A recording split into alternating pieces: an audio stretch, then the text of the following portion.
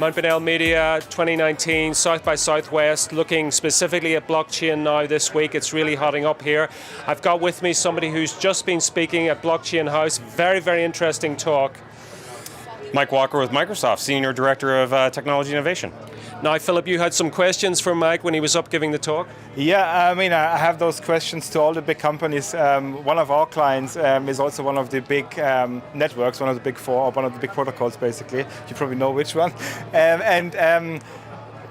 There's one. We see one massive market working in legal services and financial markets, which is the KYC problem, because this could be solved like in a nutshell. I mean, basically, I think it's a trillion, billion, whatever market in cost reduction. So I'm eager to hear and eager to find out what Microsoft has in the drawer for that.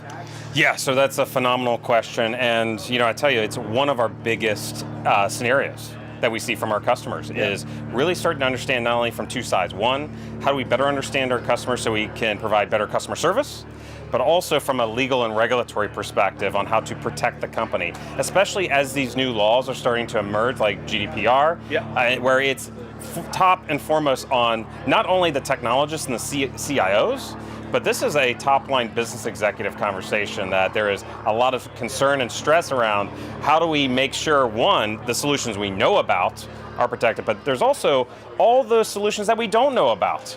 And so blockchain turns out to be a really great technology because its primary use case is to be able to have that trackability, that traceability built into the protocol. Rather, for me as an organization, I would have to architect and build all that functionality. It's out of the box with a blockchain solution. And that's what's really cool about blockchain solutions in the KYC space. I have another follow-up questions because the biggest names in the industry coming out to Malta, at least with one or the other foot, basically.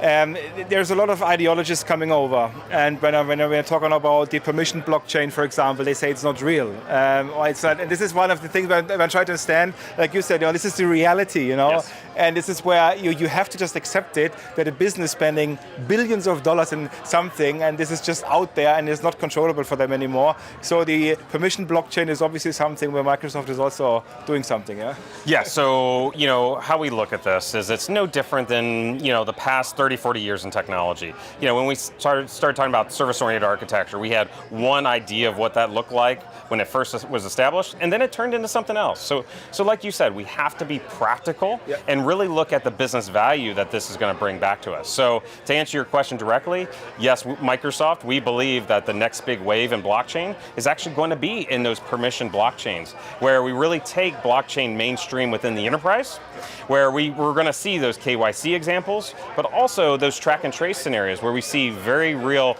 material issues, let's say in food quality, right? Where we've seen all those incidents, or maybe from a perspective of, I want to make sure that my supply chain, that I understand every point and I can optimize, especially in a highly competitive space, like the airlines, where there's extremely low margins, and how do I increase those margins? Well, it's by having better visibility and converting your analog assets to digital assets so we can better model and track and predict. Okay, the last question I have is that in Malta we have the development now is a 360-degree framework, not only regulating the typical financial services like exchanges and ICOs, but also we are trying to regulate on a voluntary basis the technology.